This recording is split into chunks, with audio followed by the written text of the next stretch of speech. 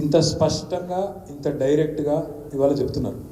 మాకు కనీసం నోటీస్ ఇవ్వలే, ఎవరు వచ్చి చెప్పలే, అసలు ఫార్మా పార్క్ ఎందుకు పెడుతున్నారో తెలియదు, దానివల్ల మాకు వచ్చేది ఏందో తెలియదు, మా పిల్లలకు లాభం ఏందో తెలియదు. కనీసం ఒక ప్రయత్నం కూడా ప్రభుత్వం 9 నెలల నుంచి లొల్లి పెడుతుంటే వాళ్ళే చెప్పినారు, ఇప్పుడు మీరు విన్నారు 8-9 నెలల నుంచి లొల్లి పెడుతున్నామని, ఒక్క ప్రయత్నం కూడా చేయలే.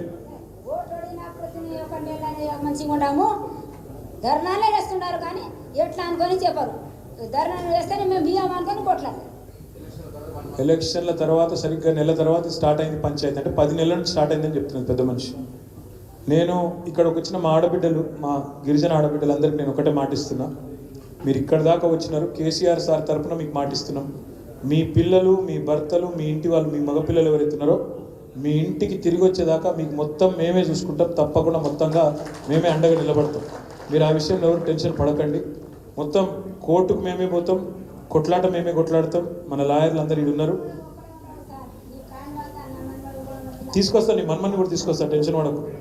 నేను చెప్పేది ఏంటంటే మొత్తంగా వాళ్ళందరూ ఆవేదన మీరు ఉన్నారు. దాదాపుగా మీరు ఇప్పుడు ఊరికి పోతే మమ్మల్ని ఊరికి పోనిస్తే మీడియాను మమ్మల్ని, ఇదే ఆవేదన అక్కడ ఉండే ప్రతి ఆడబిడ్డ చెప్తుంది మీకు.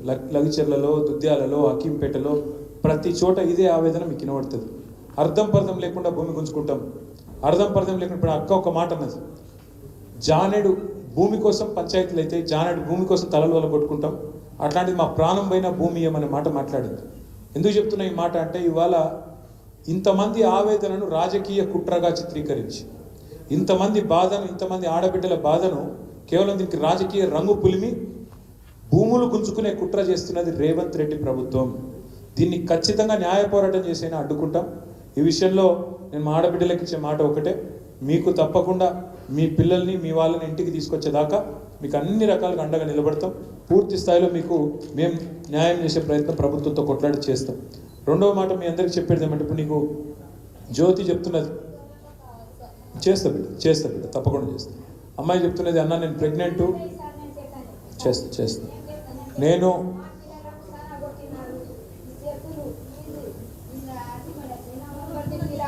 నాకు ఒక్కడే మనవాడు ఉన్నాడు, నాకు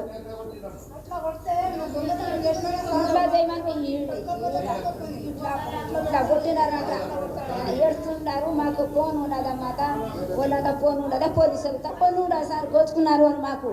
నా కొడుకు మనవాడు, నా కొడుకు బయట దేశం పోయినాడు పుట్టాలు చేయడానికి, కోడలు బొంబాయిలో ఉండదు, 3 ఆడపిల్లలు ఉన్నారు. మనవాడు నా కొడుకు బయట దేశం పోయినాడు పుట్టాలు చేయడానికి, కోడలు బొంబాయిలో ఉండదు, 3 ఆడపిల్లలు ఉన్నారు. మా మనవాడు ఒకడు ఉన్నాడు. ఓలాకు పెట్టుకొని నేను మా అక్కడ నేను పోతా, బర్లు కాడ పిల్లు అక్కడ పోతాడు, మేము సుదిపోతాడా, మంది లెక్క వేసుకుంటాడా, ఏం చేడు సారు, నువ్వు కాలు పోతా అన్ని మర్చినారు. మీకు మేము కుంటి నడుస్తున్నాడు సార్, నడవడానికి వస్తలేదు పెద్ద మనిషికు. కొట్టి ఇక్కడ కొట్టినా మొత్తం కొట్టుకుంటా అయితే ఇట్లా నడవడానికి వస్తలేదు, నోట్ల వెళ్ళి మాట వస్తలేదు, అట్లా కొట్టి పోలీసులు కొట్టిండ్రు. ఏమైనా దొంగతనం చేసినామా మేము, ఎవరైనా చంపేసినామా, దారి అంటే జరిగింది కరెక్ట్గా ఒప్పుకుంటాము, కానీ ఎవరైనా నరికేసినామా, ఎవరైనా చంపినామా, ఏమైనా చేసినామా అంటే ఎట్లా కొట్టాడు, జైల్లో తీసుకుపోయాడు. నీవు న్యాయం అడగనుంటుంది, ఎందుకు చేసినావు అంటే అడగనుంటుంది, నీవు ఎట్లా కొట్టాడు అవసరమా? పేదలు రేపు సస్తే మాకు చూస్తావని, ఇలా కాదు 10 ఏళ్ళు రాజకీయం చేసుకుంటా దిగిపోతావు, మాకు ఎవరు చూస్తారు? చూస్తాడా ఆయన, చూస్తాడా? మాకు నింపుతాడా?